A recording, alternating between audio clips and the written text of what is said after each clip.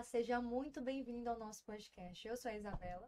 Eu sou a Liliane. E nós iremos hoje tratar de um assunto um pouco sério na nossa sociedade, a violência contra a mulher. Estamos aqui com nossas convidadas, prestigiando este momento para cunho de conhecimento, informação e levantamento de uma conversa leve e espontânea.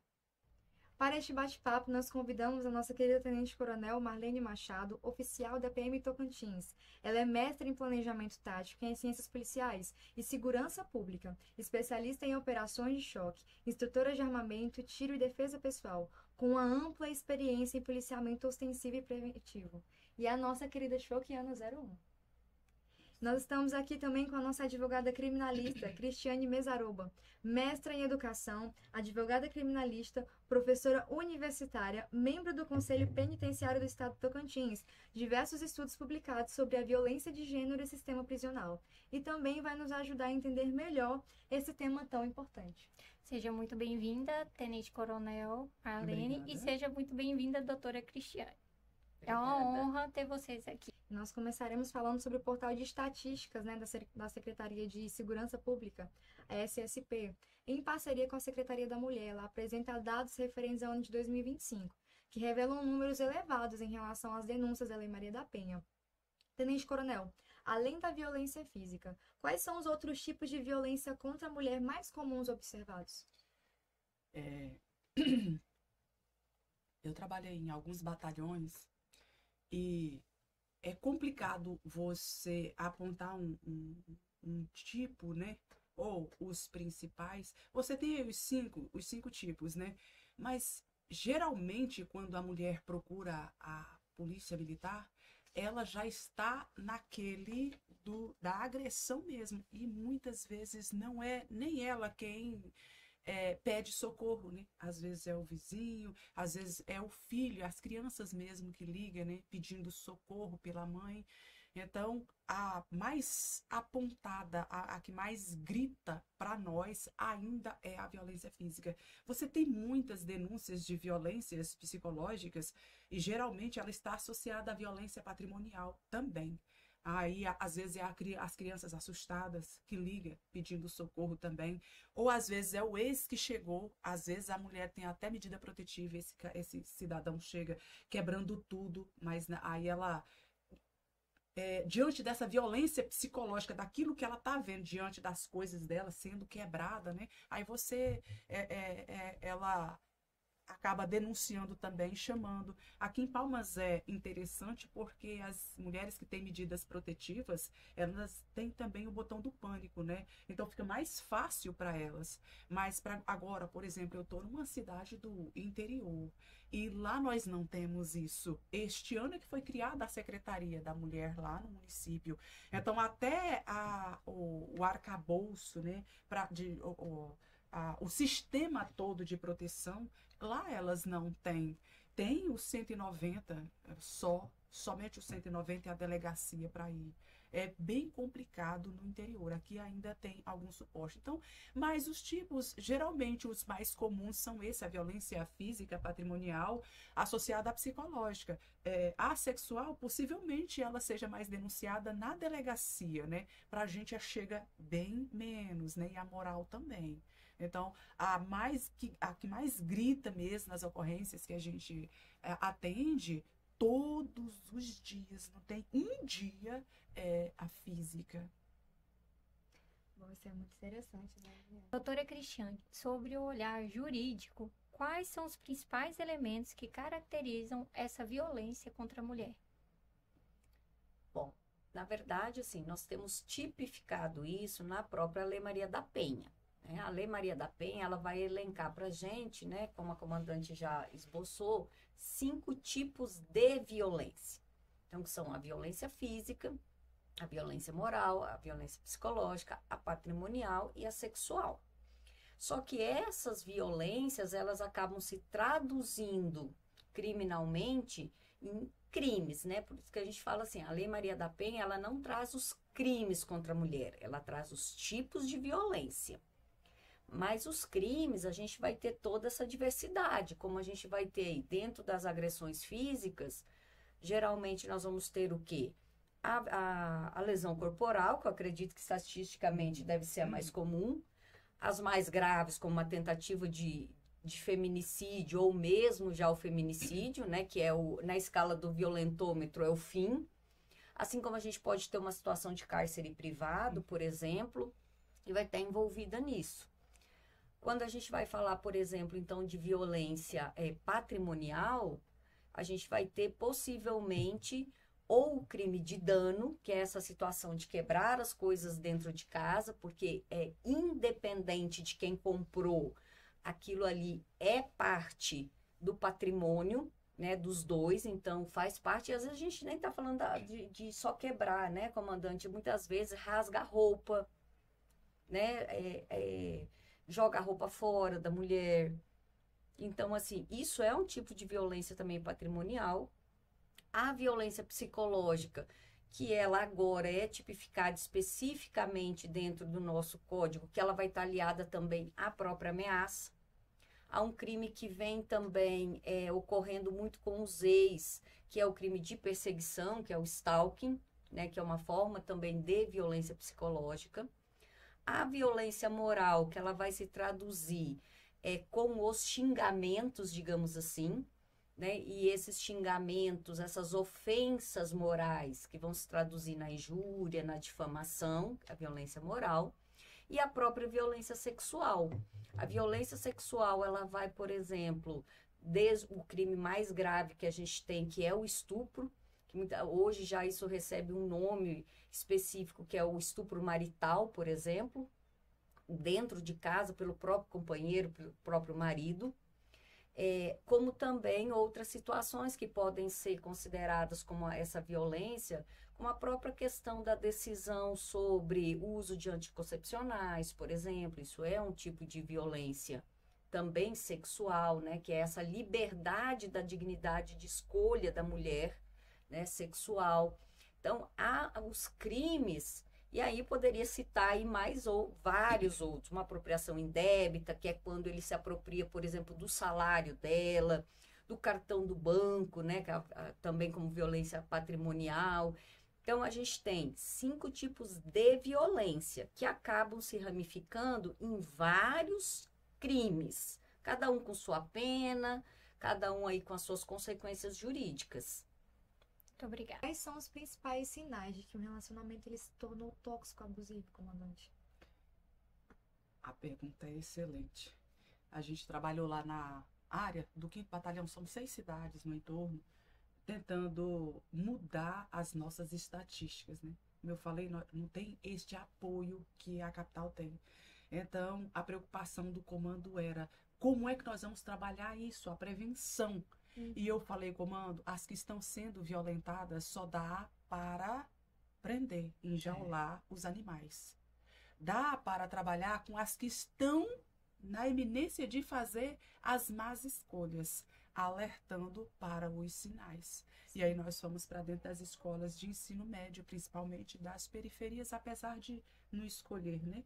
As mulheres, na hora de escolher o parceiro, o bom não vem, né? Os antigos diziam, com a estrela na testa. Então, a possibilidade de acertar ou errar está ali por volta de 50%. E aí, a gente trabalhou exatamente isso com relação aos sinais, né? E quando você fala qual é o sinal que um relacionamento é abusivo, a gente já tratava lá com elas. O primeiro sinal de um possível relacionamento abusivo para você nem entrar nele é o cara falar alto com você, enquanto ele namora com você.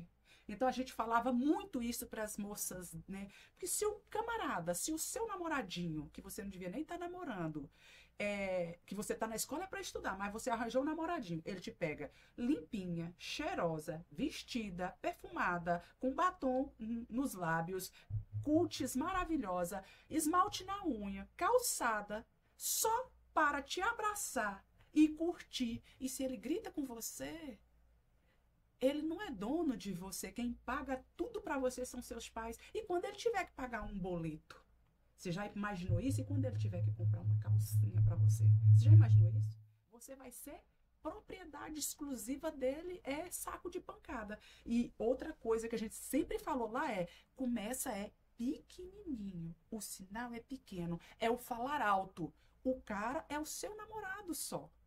E ele falou alto com você, esse animal aí que tá pequeno, ele só vai crescer. Então, o sinal de que um relacionamento é abusivo já começa no namoro desse fala alto, o tom de voz de ódio do parceiro com a namoradinha, pois que quem manda nela são os pais ainda. Ela deve obediência aos pais e não a ele ainda. Então, a gente sempre tratava isso para essa menina que ainda está no processo de escolha.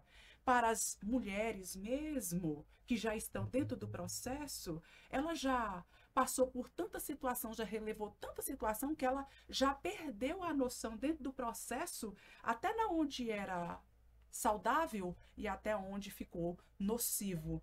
Então, as campanhas é muito positiva nesse sentido, que até as que estão dentro de um relacionamento abusivo, mas isso é tão normal, normal quando quando você debate, traz o assunto e debate junto com todas, elas ficam pensando, cara, de fato, eu tô num relacionamento abusivo. Não, então isso eu sofro violência psicológica. Pô, o cara me obrigou, eu não estava querendo naquele dia e eu fui obrigada, pô, eu sofri violência e tal.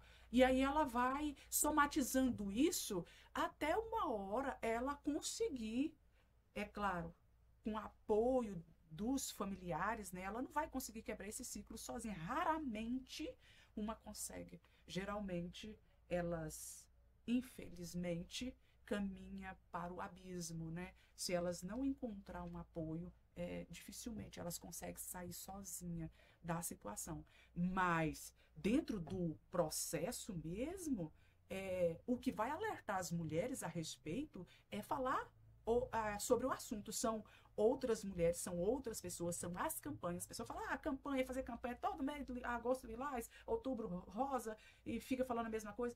É falar mesmo, para que as informações cheguem. E, por exemplo, os dados das secretarias aí têm aumentado. Por quê? Por conta dessa conscientização também das mulheres, dessa denunciação, das crianças que denunciam, dos vizinhos que denunciam, porque essa mulher não vai denunciar. A mulher que está vivendo um relacionamento abusivo com um cidadão, com um animal bruto, ela não há possibilidade dela denunciar. Não há. E mesmo que o vizinho denuncia, quando a gente chega lá para poder prender o animal, ela diz que não foi ele, que não foi assim, que ela fez. Por quê? Porque se ela disser que foi ele vai sair e ele vai voltar muito mais violento e a violência que ela vai sofrer vai ser maior.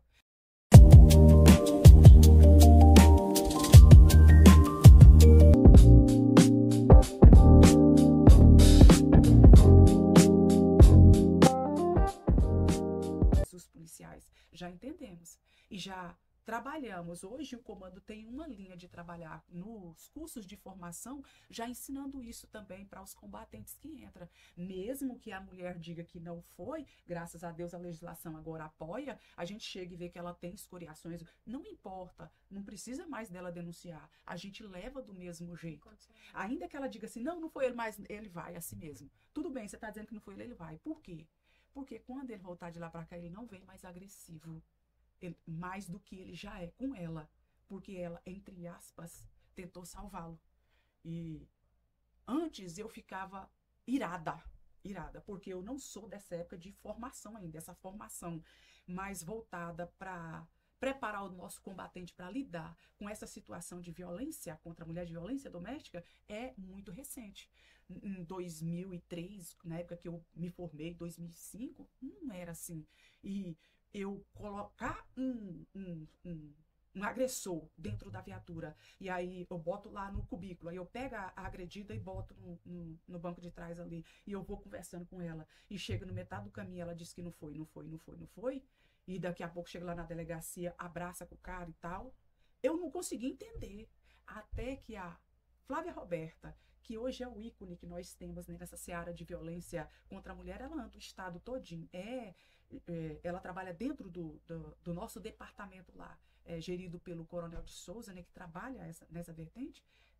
ela me parou e disse. Eu falei, não, Roberta, não aguento não. Porque, cara, o cara tava batendo nela. A gente chegou lá, os vizinhos denunciou, chegou lá. Aí ela chega na delegacia e abraça com o cara. E não deixa o cara, e prediz que não foi o cara. Como é que pode? Eu não conseguia processar. E ela diz assim, ela falou assim pra mim na época, eu major já. Aí, ela falou assim, major, e ela capitão. É que não é para a senhora, não é com a senhora a decisão, major. A decisão é dela. Tudo que nós temos que fazer e que a gente prega nos cursos de formação é, vai lá e salva ela nesse dia, que ela vai ganhar mais um dia de vida e mais uma chance de quebrar o ciclo, mais uma oportunidade de viver. E se ela tiver filhos, os filhos ganhou mais um dia com a sua mãe. Talvez no dia seguinte ela tome uma decisão e consiga sair. Suma, chame a família, quebre o ciclo e você salvou uma mãe e seus filhos. Ela me quebrou todinha, ela me quebrou, me deu tapa na cara de tudo quanto foi jeito. Eu tenho 4 filhos, né? Me deu tapa indo e voltando e eu falei, nunca mais. Aí eu compreendi. E a partir daí eu entrei na luta mesmo, na guerra junto com ele, junto com todas as mulheres e nos batalhões e também conversando com os antigos também e mostrando para eles que não é revitimizar ela, mas explicando por que ela faz isso e qual é o nosso papel, né? É garantir que ela esteja, que ela receba mais aquele dia de vida, que ela esteja em condições de quebrar o ciclo, ainda que seja só por mais aquele dia ela vai estar viva. Eu quero complementar 2 coisas na fala. Voltando lá no iniciozinho, quando a gente falou, né, falou assim, olha, dizer para ela se ele grita com você, né? Trabalho muito, quando vou trabalhar lá, eu falo primeiro semestre, inclusive tem um projeto que você falou assim, olha, a gente tem que ficar o tempo todo batendo na tecla, né? De espalhar, por mais que isso seja repetitivo, né? Eu gosto muito de trabalhar com vídeos curtos, né? Com a produção de vídeos curtos que esclarece aquilo que vê no ônibus, né? Que vê em qualquer lugar ali rapidinho, vai na rede social, né? É para ver. E aí, voltando lá, a gente vê assim, essa questão dessa violência sutil, né? Às vezes não é nem o grito, é o pedir para trocar de roupa. A partir do momento que mulher minha não sai com essa roupa na rua. Lá no namoro, mas é porque o teu ciúme, né? Eu cuido. É uma coisa tão sutil que, a um primeiro momento, pode vender a ideia do cuidado. E não é um cuidado, né? Então, às vezes, é uma coisa sutil. E dá para ela perceber. E outra, você não é a estrelinha cor-de-rosa. Se essa pessoa começou a falar mal da ex para você, a ex que não prestava, o cara já tem um filho que ele deve a pensão. Porque ela luxa no salão com R$150, né? Isso é um sinal sutil. Então, a violência, ela nem sempre está nessa violência do afrontamento.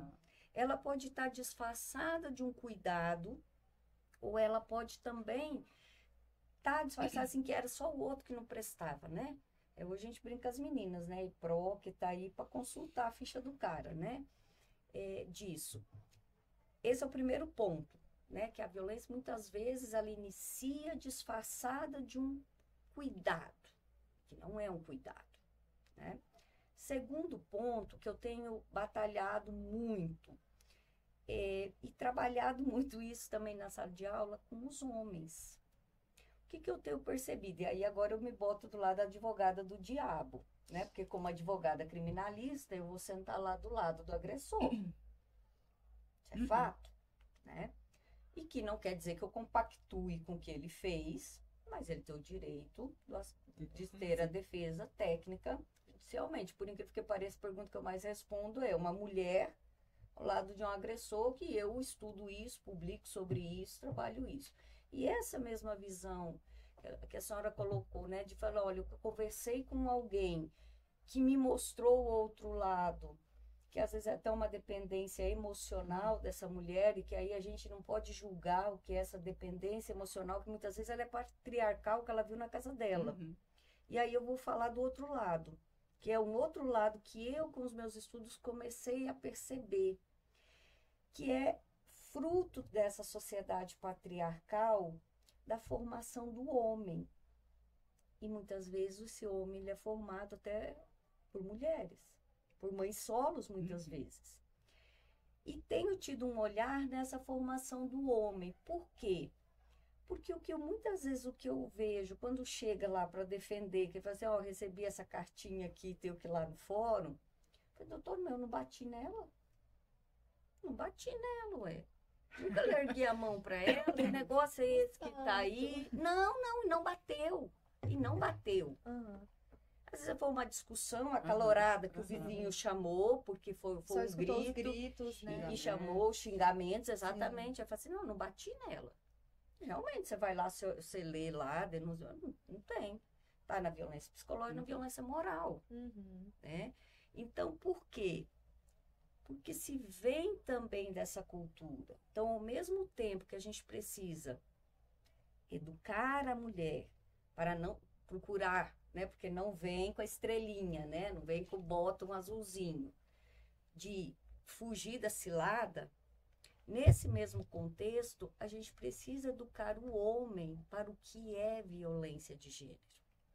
Muitos homens não sabem o que são violência de gênero. Sabe por quê? Porque ele viu o pai dele espancar a mãe dele, lá na roça.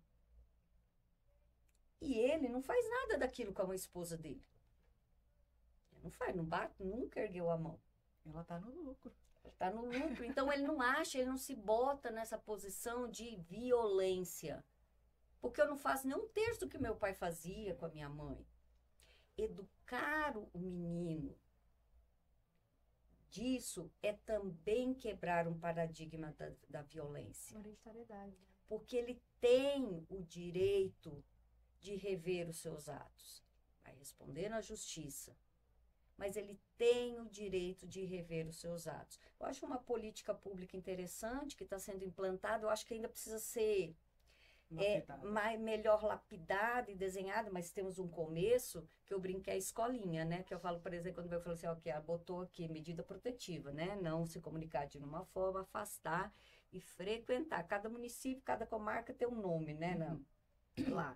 Né, Centro Repensar não sei o quê, que são as aulas, que são, na verdade, as oficinas de conscientização, de educação do homem, né? E aí eu falo, você vai na escolinha. Eles têm um horror a escolinha. Eles querem, doutor, falar qualquer coisa, mas tem como sair da escolinha? Não tem, porque eu já colocou que precisa ir na escolinha. Vai ir na escolinha. Tem lugar que são 7 encontros, outros são 9 encontros, né? À noite, alguns aqui era no fórum, alguns hoje já está sendo online. Mas, enfim, por mais que eles não gostem disso, mas a gotinha do beija-flor. Alguma coisa vai entrar na cabeça dele. Então, assim, muitas vezes eles chegam para mim, que é uma ilusão que se tem no criminal, de achar que você sempre vai absolver, né? É uma ilusão. E aí eu falo assim, mano, a casa caiu, a gente vai botar as escoras onde dá. Entendeu? Assim, a casa caiu, né? Tá tudo documentadinho aqui. Nós vamos escorar aonde dá para ter uma pena justa, para cumprir realmente naquilo dentro da sua violência, né? Eu fiz uma audiência essa semana, quinta-feira, fiz uma audiência que aconteceu exatamente o que a senhora colocou. A esposa, no depoimento, e era a agressão, vias de fato, não nem a lesão corporal, foi vias de fato. Parece que gritos, deu um tapa, né, discutir, chegou bêbado, que o álcool é um outro grande fator influenciador ali, né, dessa violência toda. E aí, a esposa, no depoimento quanto vítima, ela negou, ela falou, não ocorreu. Falou, mas a senhora chamou a polícia. Mas porque eu estava nervosa. Só que ele tinha dito para mim que iria assumir. E ele assumiu na hora do interrogatório dele. Não, esse negócio aí da violência aconteceu mesmo. Ele falou para a juíza, aconteceu mesmo. Aconteceu mesmo, sim, foi, a gente discutiu, realmente eu acertei. Então, assim, ele mesmo, então, olha, você conseguiu ali entender uma responsabilização, de certa maneira, uma conscientização, o casal se reconciliou, né, voltou a conviver no mesmo ambiente. Então, essa educação do homem, ela também é parte desse processo.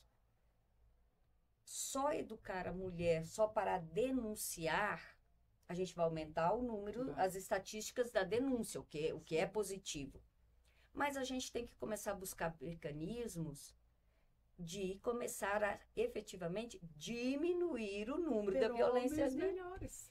A ter homens melhores, exatamente, exemplo, que é o mecanismo da educação. Nesse projeto que a gente trabalha lá, um guerreiro lá que deu o nome pro projeto, né? Tulipa. Eu queria era mulheres de aço. Tulipa. E por que tulipa, doutor? Tulipa é por simbolismo da tulipa de aço, né? Simbolizando que é uma flor, né? Ela é toda, né? E aí ele trouxe um bando de significados e acabou ficando o projeto Tulipa mesmo, onde a delicadeza encontra a defesa, porque o projeto é trabalhado dentro das escolas, conscientizando os homens do papel dele de proteção e jamais de violência, dizendo para ele os 3 papéis principais e fundamentais que trabalha com homens e mulheres, trabalha as mulheres mostrando todos os indícios, né? Todos os pequenos detalhes que apontam para uma má escolha e apontando para os homens o quanto eles são importantes no processo e quais são os 3 principais papéis deles, porque muitos deles não têm os pais, é criado só por mãe solo, e aí não sabe nem o papel dele numa relação e nem nada, e a gente aponta os 3 papéis, e dos 3 a gente diz o principal de um homem que vocês é para crescer, malhar, ficar forte, marombar, é proteger. Proteger quem? A sua companheira. Não é proteger os filhos, não, que os filhos têm ela, que pula na frente de qualquer bala para defender. O seu papel é defender ela. Pode faltar os outros 2, que ela vai te ajudar. Agora, nesse é o seu papel. Agora, se você for agressor, eu ainda falo abertamente, era nas palestras mesmo, com um bando de mulheres e homens, e também com os alunos. Todos os dias, você não acha que se você levantar a mão para ela, ela vai te amar mais? Ela vai te amar menos. A cada dia, a mulher multiplica aquilo que você dá para ela. Se você dá a ela violência, todos os dias que você sair, assim que você sair, ela vai desejar que você não volte, que você morra na rua. Agora, se você dá amor, todos os dias ela vai estar esperando você de braços abertos e contando as horas de você voltar. E aí, todo mundo de olho, né, e tal. Mas o projeto já é justamente para educar os masculinos e mostrar para as fãs, a gente chama assim, né? Para as femininas, os sinais. Aí a senhora falando nisso, né? Eu me lembrei que...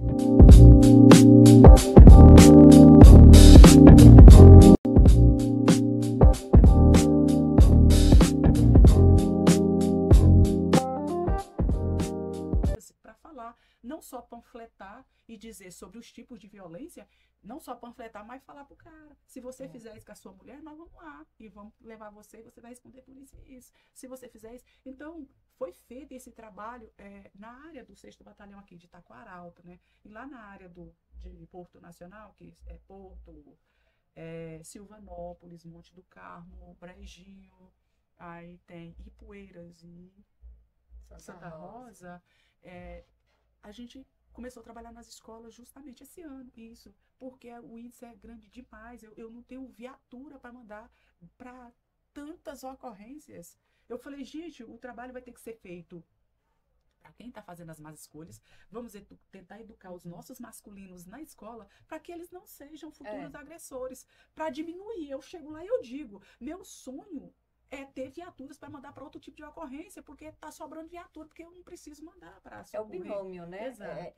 Prevenir e coibir. Exato. Né? Coibir aquilo que está acontecendo, mas ao mesmo tempo prevenir para que a gente comece a ter a redução desses números efetivamente. Isso dá resultado, porque eu falei essa questão, eu trabalho com os vídeos, eu gosto que eles simulem situações, né?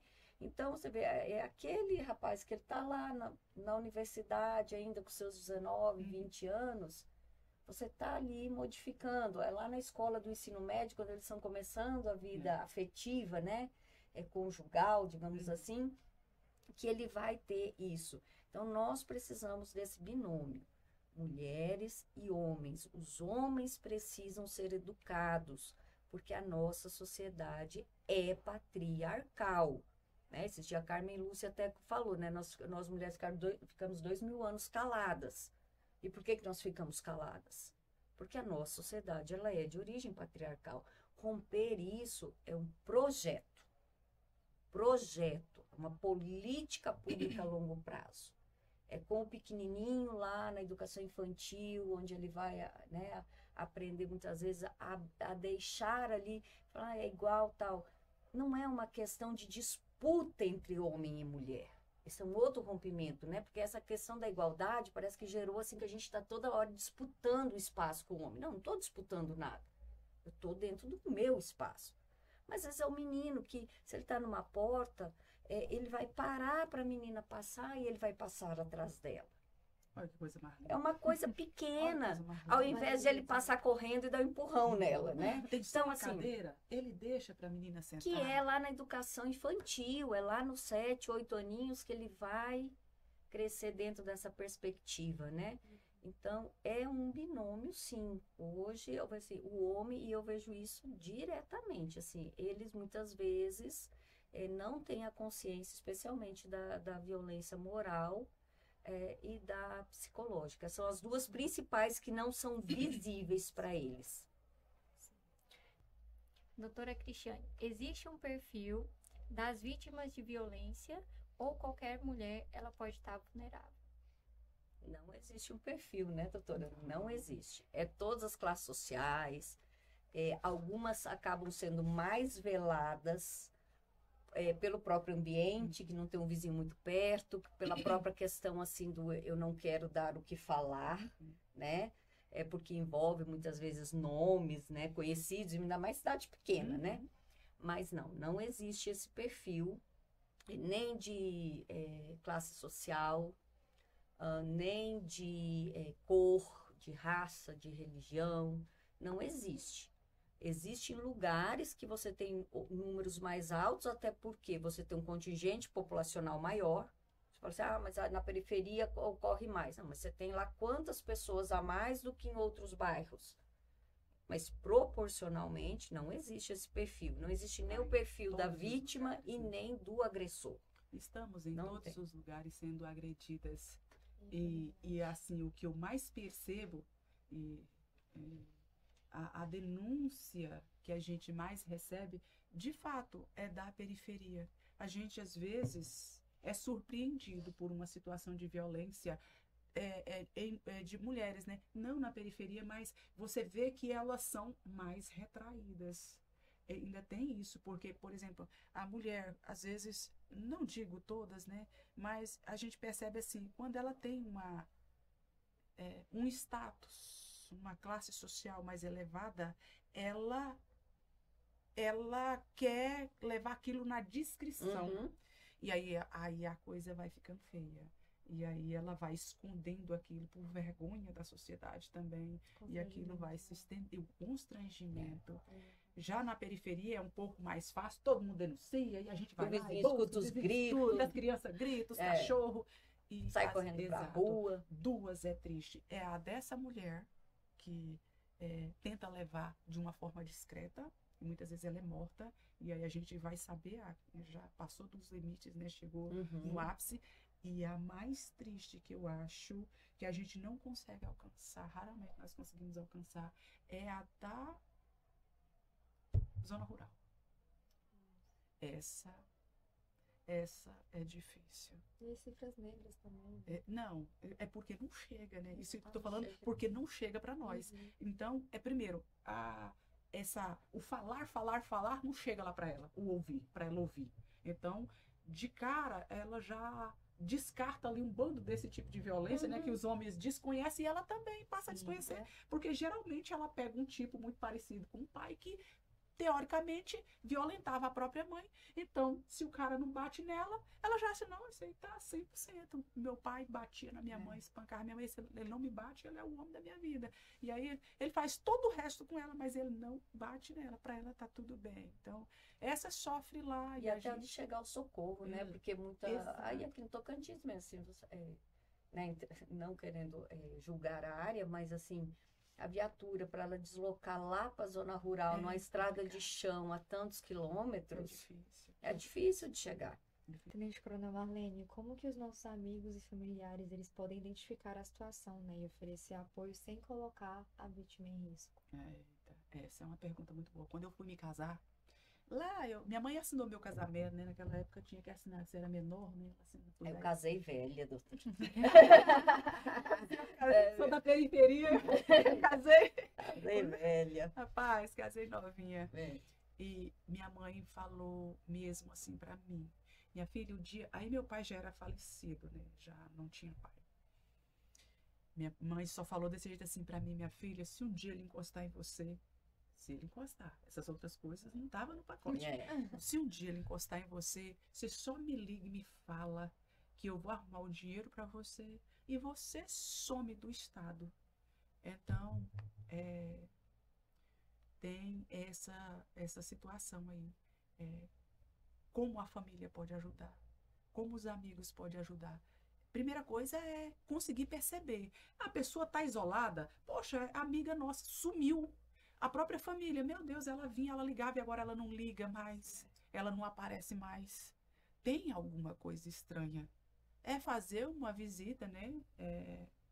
Sem marcar e verificar como é que tá essa filha, essa irmã, os irmãos mesmo. Os parentes, sabe como a pessoa é. Sim. Se ela é uma pessoa quietinha mesmo na dela, ou se ela era uma pessoa mais extrovertida e agora ficou de recanto, né? Não aparece mais. Outra coisa é se tem filhos, né? A família mesmo pode ver, a pessoa não aparece, pergunta para os meninos, pergunta para as crianças falam. E as crianças às vezes salva.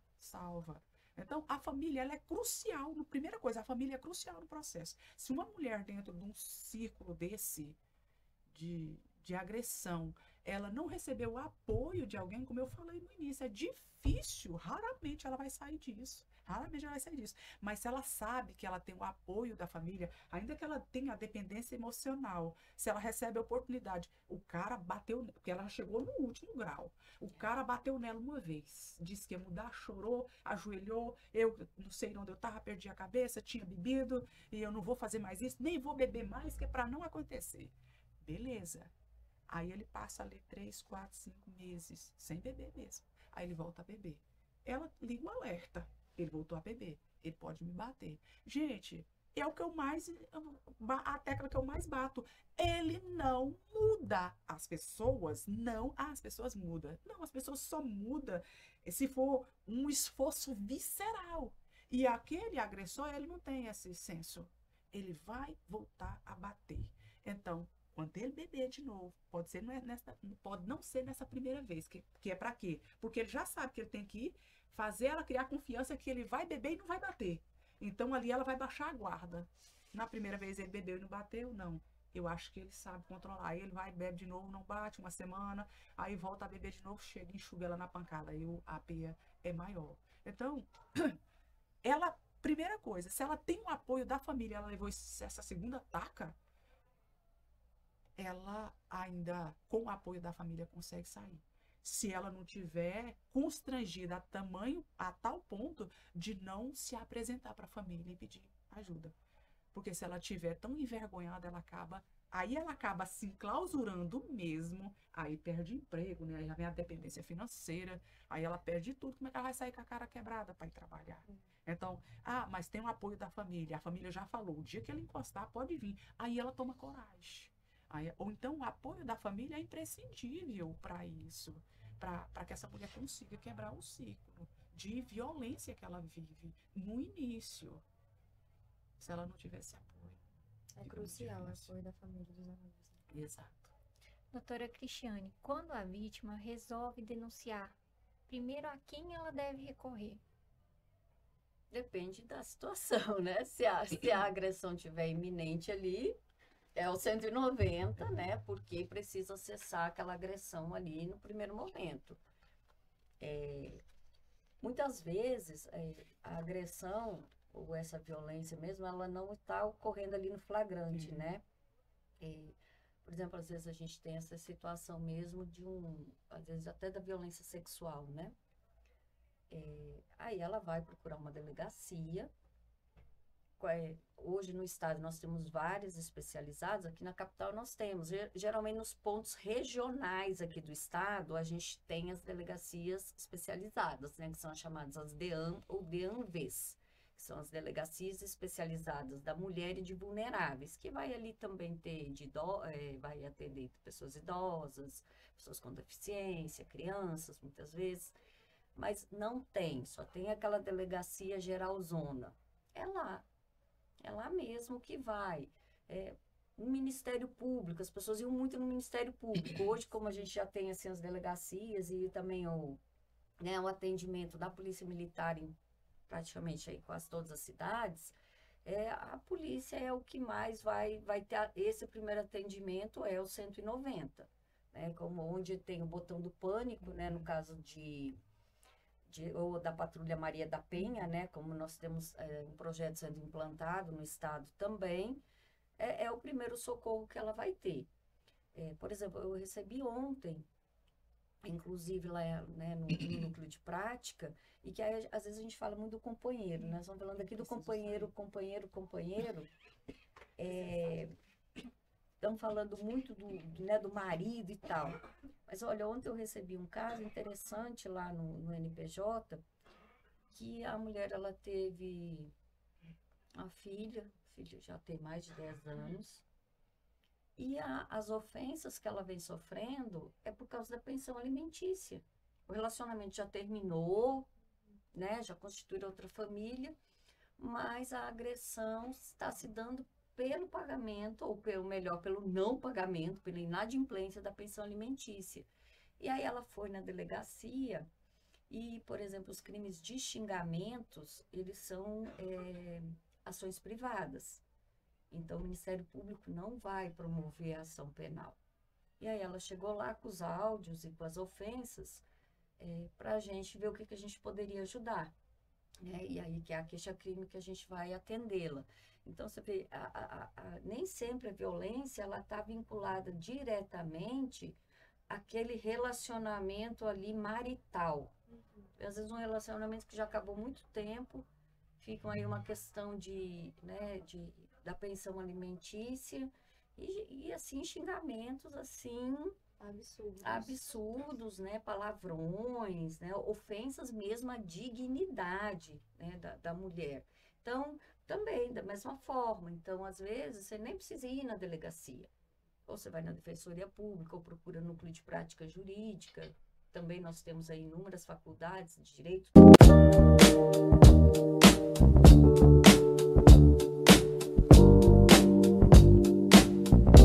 Todas têm núcleo de prática jurídica e você vai ser atendido também. Então, assim, depende. Eu acho que atendimento hoje não é o problema. A mulher que ela precisar, que ela procurar atendimento, ela vai encontrar. É muito difícil, assim, nossa, eu corri, ninguém me deu atendimento. Hoje a gente tem aí inúmeros meios, né, que pode buscar o atendimento. Então, eu vejo que isso eu acho que a coragem de procurar é o que precisa mais do que, assim, os meios, né? Hoje a gente vai ter isso muito bem já definido, porque são vários os tipos de violência também, né? Então, a depender de cada uma é onde vai encontrar apoio. E se for num lugar que não foi lá, igual esse caso, eu falei assim, olha, chegou na delegacia e falou assim, olha, como isso aqui é uma injúria, eu não posso fazer nada aqui. Vai lá no núcleo da faculdade que eles vão te atender. Então, um lugar também vai indicar o outro. Sem atendimento não vai ficar. Vai dar redirecionamento, Vai né? dar, com certeza. A Lei Maria da Penha, ela tem cumprido o seu papel de proteção durante muito tempo, né? E a pergunta direcionada agora, Tenente Coronel, é para saber, né, se na opinião da senhora, ela tem cumprido o papel de proteção e quais são as garantias que ela traz na prática para nós mulheres. A pergunta foi excelente de novo. Foi um grande avanço, né? Você ter uma legislação específica para tratar de um problema tão grave, né? eu costumo brincar com o público, brincar não, falar sério, né? Mas puxar para o nosso lado. Gente, a mulher, ela, até no seu formato, ela é tão linda, ela é tão fofa, ela é tão. Devia ser cuidada como princesa É um mesmo, né? privilégio ser Você mulher. vê um masculino, né? Aquele trubufu, aquele trubufo, aquele, né? Aquele bruto. Né? Aquele bruto. E tem as mulheres, nós somos tão fofas.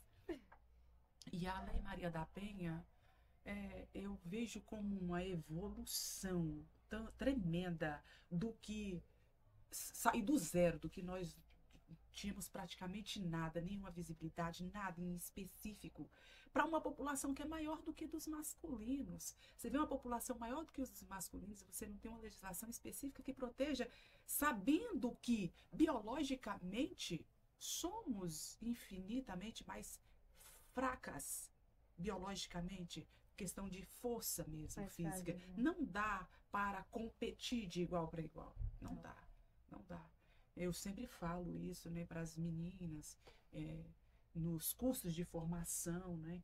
Ó, a nossa compleição física, os criminosos estão com 1,60, 1,80, 1,90, estão marombando, sai do sistema marombadíssimo, né? Sai fortíssimo, acho que tem academia lá dentro, e eles passam o tempo todinho marombando, e aí vem pra rua, pro crime de novo, aí topa com a gente. Veja bem esse. Aí tem os masculinos também. Então, assim, não dá para comparar, né? Não dá para comparar biologicamente, não dá para comparar. E a Lei Maria da Penha, ela vem cirurgicamente apontando tudo.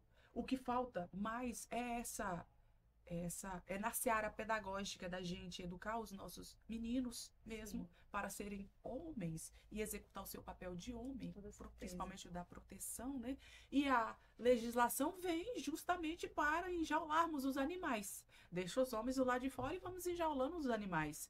E antes não tinha isso. Então, a Lei Maria da Penha, ela tem cumprido sim o seu papel como legislação. Alguns pontos poderia sim melhorar, né? Sempre é possível melhorar, mas o que nós temos, teoricamente, se o judiciário conseguir firmar a carcaça lá, segurar, já vale muito. A outra parte que a gente tem que trabalhar é justamente a questão do tratamento psicológico para as violentadas, né? Devia ter alguma coisa que obrigasse o Estado a tratar essa mulher. Porque quando ela passa por uma situação de violência, por conta da nossa carga hormonal, que é diferente do masculino, ele passou aqui, passou, acabou, ele bota ali na caixa na gaveta, na última gaveta das 5, né? E fecha aquela gaveta e esquece. A gente não, a mulher não. Tudo que nos acontece, a gente multiplica, a gente remoe, a gente relembra, e aquilo pra gente tem um significado e mais significado. Por quê? Porque os hormônios que circulam dentro de nós é o hormônio do cuidado. O dele é da violência, da guerra mesmo. Para nós é o do cuidado. A gente dá a luz, a gente cuida, a gente dá vida, a gente não tira a vida, a gente cuida. Então, a mulher, ela é isso, ela é amor, os hormônios que giram em torno disso. E aí precisava de uma legislação que conseguisse enxergar isso e tratar de uma forma diferenciada, porque somos diferentes mesmo. Então, eu vejo assim, ela cumpre o papel, ela foi uma evolução muito grande no que nós temos. Nós não temos todo o aparato que deveríamos ter para fazer cumprir ela na íntegra, porque se nós tivéssemos o aparato, a logística toda para fazer cumprir na íntegra como está lá, e assim como se desenha todo o mecanismo de proteção, a rede de proteção, se a gente conseguisse costurar do jeito que está e fazer funcionar bem 100%, com certeza teríamos muito mais mulheres quebrando o ciclo de violência. Sim. Se houvesse esse apoio, outro dia a secretária estava falando, então vamos tentar organizar uma casa-abrigo para as mulheres tal, um pagamento de um salário mínimo por 6 meses para essa mulher quebrar o ciclo de violência e tal, porque tem isso. Mas eu pensei, falei assim, aí tu vai tirar essa mulher daqui, da cidade, daqui da casa dela, vai botar aqui.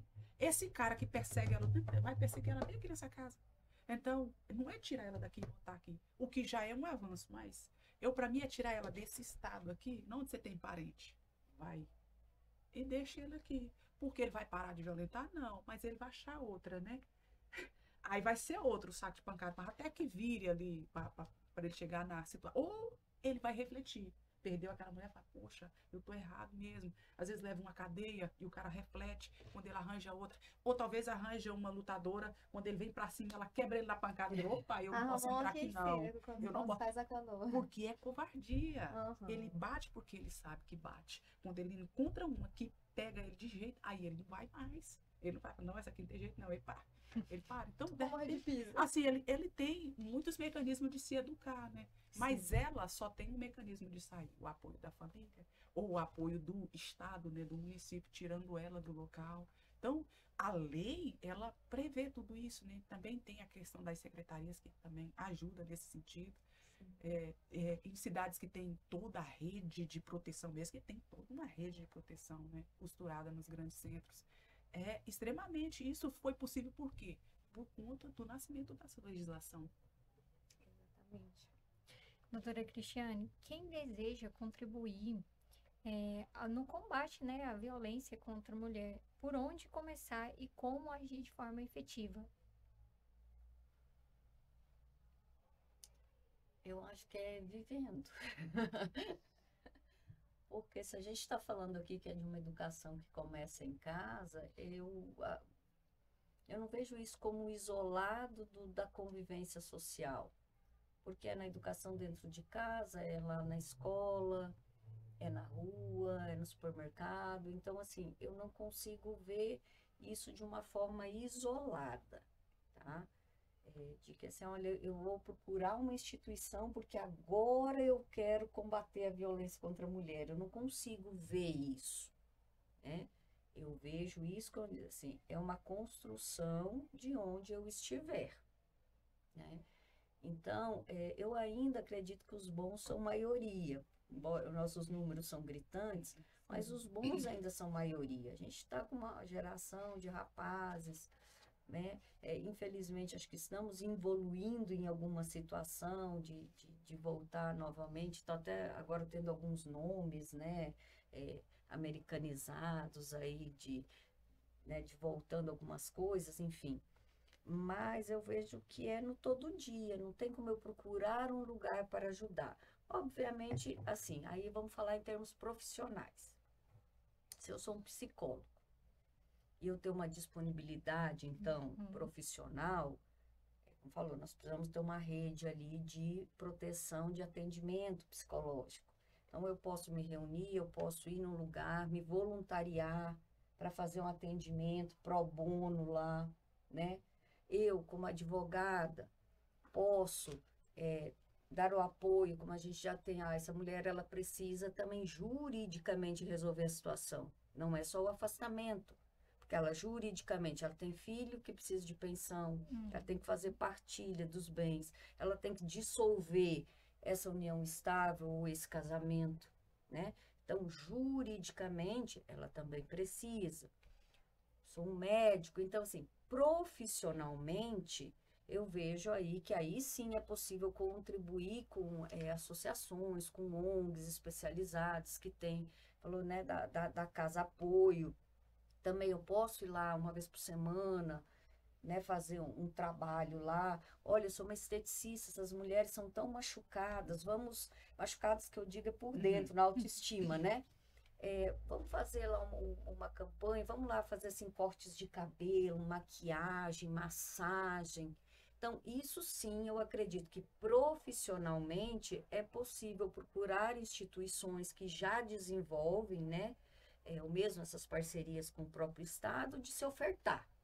Mas como cidadão, é todo dia onde estiver, seja você homem, seja você mulher, é todo dia onde você estiver.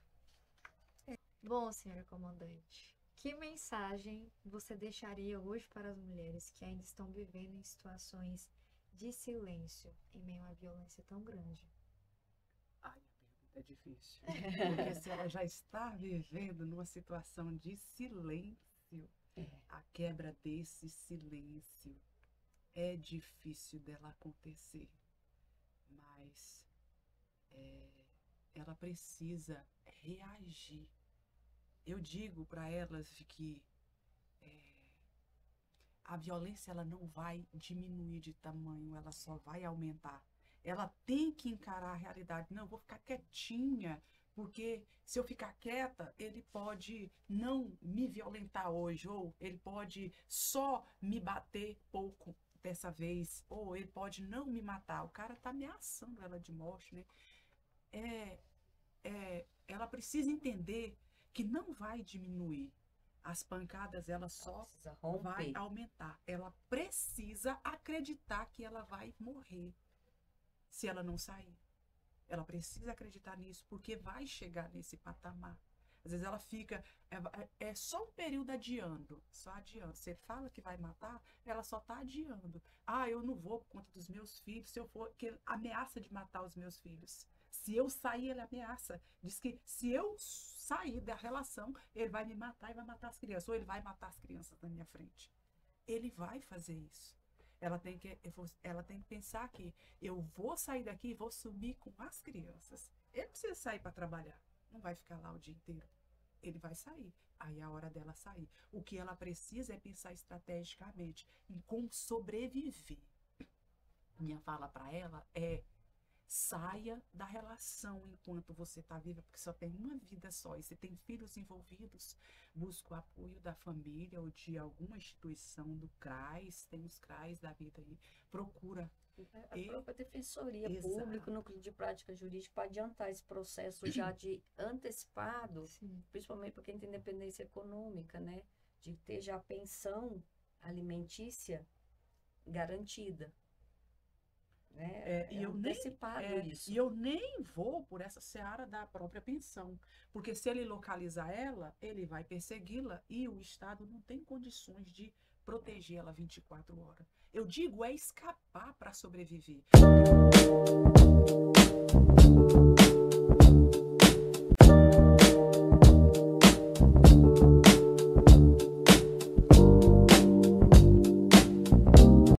Eu digo é escapar para sobreviver, porque se ela está numa relação de silêncio, porque quando a mulher está numa relação de completo silêncio, ela está tentando sobreviver quietinha e aguentando.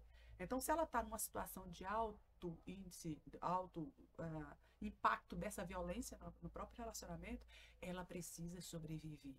E ela só sobrevive saindo, porque se ela continuar, ela vai fazer parte das estatísticas. E é triste demais você ver uma mãe sendo morta, né, e deixando os filhos órfãos de pai e mãe. Aí ela deixa ele órfão de pai e mãe. Ah, eu não tenho condições. Pois arranje uma forma. Sempre tem uma forma. Sempre vai ter alguém disposto a ajudar. Falar, eu quero é sumir. Vai ter alguém para ajudar. Procurar essa ajuda, encontrar essa ajuda e quebrar. Aí depois, muito mais tarde, aí eu aconselho bem depois mesmo, que tudo tiver resolvido, e ela também resolvida psicologicamente, né, fazer um tratamento que ela vai precisar.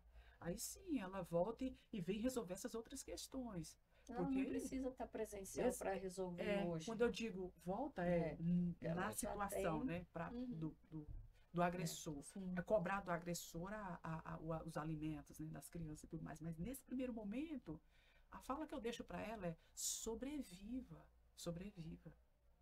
Doutora Cristiane, qual seria a sua mensagem para essas mulheres que estão sendo vítimas de violência para sair, né, dessa situação?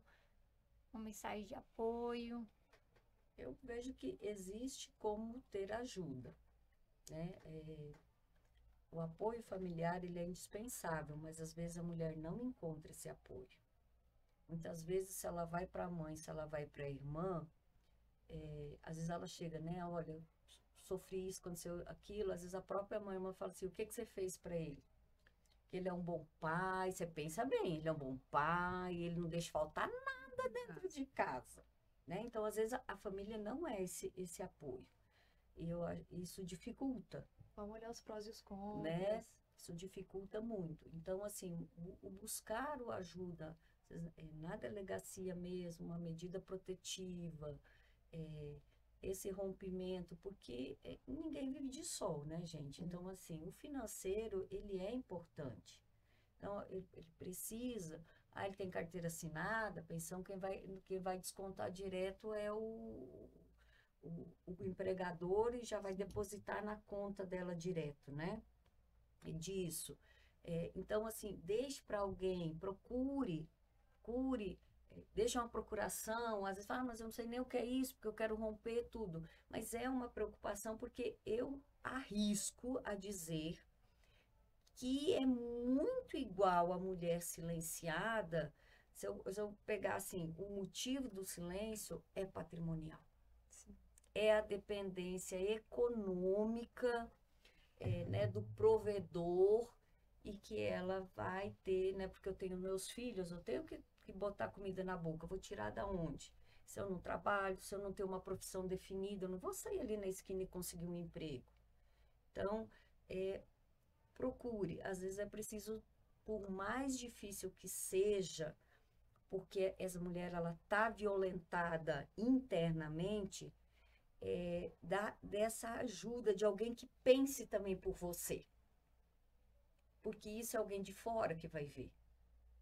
Né? Então, ela não enxerga, mas ela vai numa delegacia da mulher, que a gente também, a própria Lei Maria da Penha preconiza isso das delegacias especializadas, não só de ser especializada, mas de ter uma delegada mulher, de ser um ambiente acolhedor, que ela chegue lá com seus filhos, alguém já vai pegar as crianças, já pegar ali para que ela possa narrar a história dela, para ela se sentir gente, porque muitas vezes ela perdeu essa condição de identidade humana dela, né?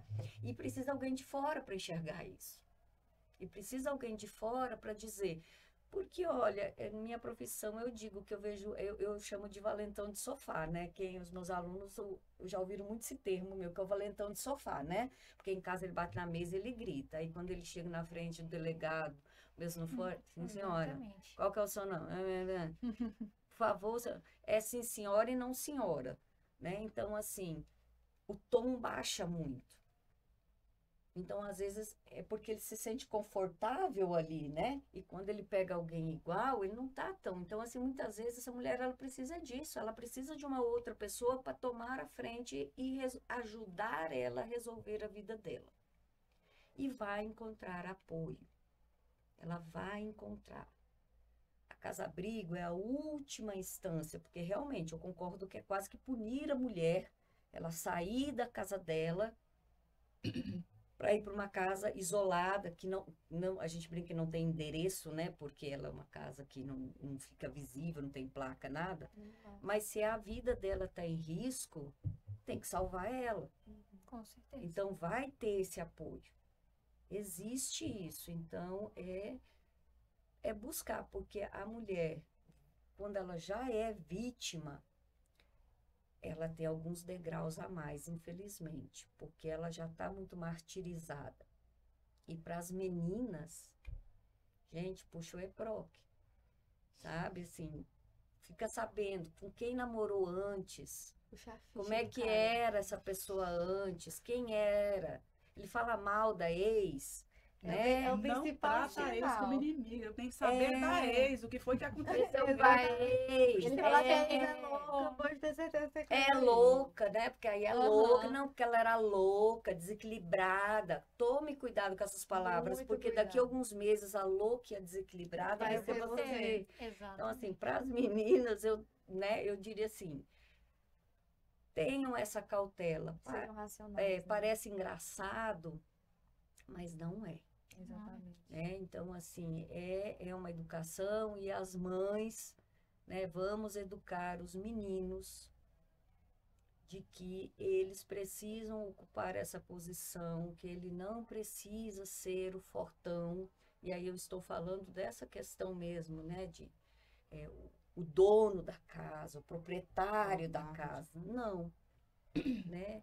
É uma relação saudável. Então, é nos diversos ciclos, né? Fala assim, é na educação, é quando você inicia um relacionamento, você saber o que tá. A gente está falando muito de homem, porque as estatísticas Masculinas são apontam que... altas.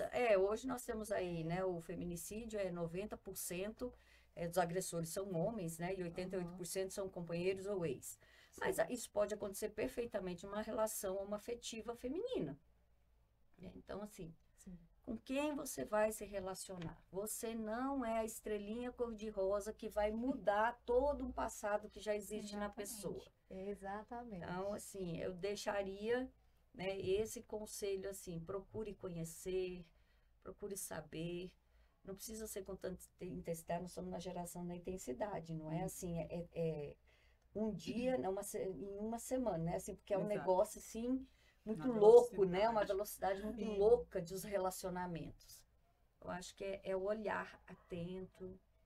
É isso, não tem fórmula, né? Porque se a gente soubesse da fórmula, não tinha violência, a gente já tinha aplicado a fórmula, né? Exatamente. Então, não tem.